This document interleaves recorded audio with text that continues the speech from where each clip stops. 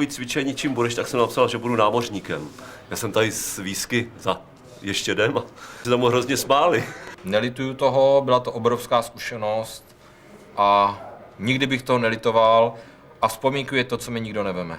To, co člověk viděl, že to mi potvrdí všichni, to už nikdo, to mi v životě, to nemůže nikdo, na to dneska nemáte, to bych musel vyhrát ve sportce 50 milionů a ani to... Ne, to není ono. Ani to nejde zkrátka, jo. Tam prostě musíte pracovat a pak to přežít, no. Kdybych dneska bylo mi znovu 20 roku, tak znovu bych šel na loď. Šel by na loď a chtěl bych ten život prožít. Byl to hezký život, moc hezký. Já bych řekl, že lidi na moři mají k sobě hodně blízko, protože kdo viděl někdy rozbouřené moře a tyhle ty živly, je to úplně něco jiného než na břehu. Nedá se to, těžko se to dá s něčím porovnat. Byl jsem u situace, kdy jsme zachránili lidi, kteří se ocitli v malém gumovém člunu na volném moři, protože jim došlo palivo. Byl jsem u situace, kdy jsme stáli připraveni vyzvednout trosečníky z hořící lodě na moři a to jsou chvilky, na které se nezapomíná.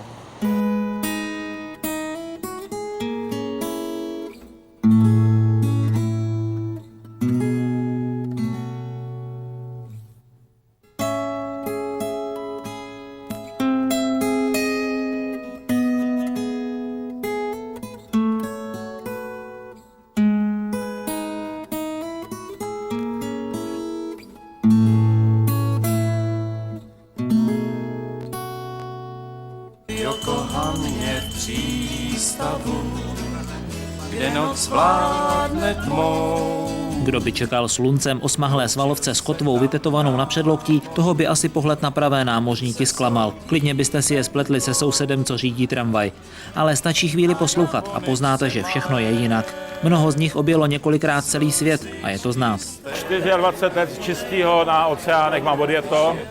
Drtivá většina se jich dnes bohužel může počítat už jen mezi bývalé námořníky. Poté, co Viktor Kožený rozpustil československou námořní plavbu, včetně zaoceánských lodí jak kostku cukru v šálku kávy, už jim nezbývá než vzpomínat. Scházejí se každý rok v liberecké hospodě u námořníka. Tu vede jeden z nich, Jan Jurco. Nejvíc jsem jezdil na lodi Vítkovice. To byla naše největší, nejslavnější loď. Na téhle lodi jsem jednou zetrval v kuse 2 roky jsem tam byl. Jezdili jsme prostě cestu kolem světa, Brazílie, Kanada, Amerika, Čína, Japonsko. 2 roky na moři to už pořádně utuží mezilidské vztahy a tak se nedivte, že námořnická sešlost ze všeho nejvíc připomíná rodinnou oslavu. A je po větru. Chápete jednu věc, tam záleželo na každé osobě, že jo, samozřejmě každému by byla voda studená, tím pádem to přátelství tam je nutný. Tak jak někoho nepoznáte za celý život, tak ho poznáte na lodi za 2 týdny. Nebo možná za měsíc. Tam se projeví lidské povahy prostě takovým způsobem, že buď to z toho vznikají přátelství na celý život, anebo už se s tím člověkem nechcete nikdy v životě vidět. Viktor Kožený má štěstí, že většina těchto mořských vlků se už na Bahamy nedostane. Za to, že prodal jejich loděm, u nich má pořádný vroubek. Byly to naše domovy, my jdeme domů, to jsme šli na loď. Jo, jestli jsme si zvolili tady to povolání, co já jsem dělal celý život, to znamenalo, to byl můj domov. To jako nebylo nic jiného, než já jdu domů. Jo, my si dneska nemůžeme ani zvyknout na ten život.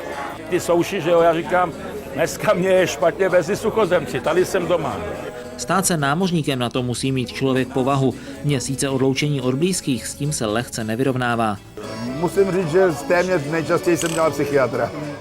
Trocha rozptýlení se sice dala nalézt v každém přístavu, ale o tom tihle pánové příliš nahlas nemluví.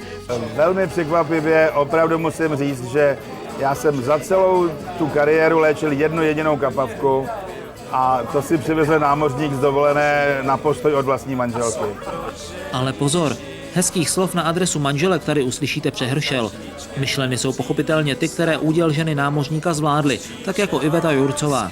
Manžel byl těch 8 měsíců, měl nasmlouváno, byl pryč, přijel domů Spočítal nás, řekl, je nás málo, udělal další a odjel.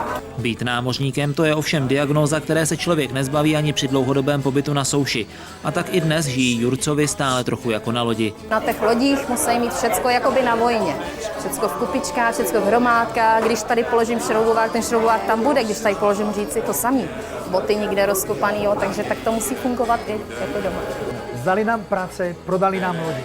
Ale tuhle hospodu a vzpomínky nám nikdo neveme.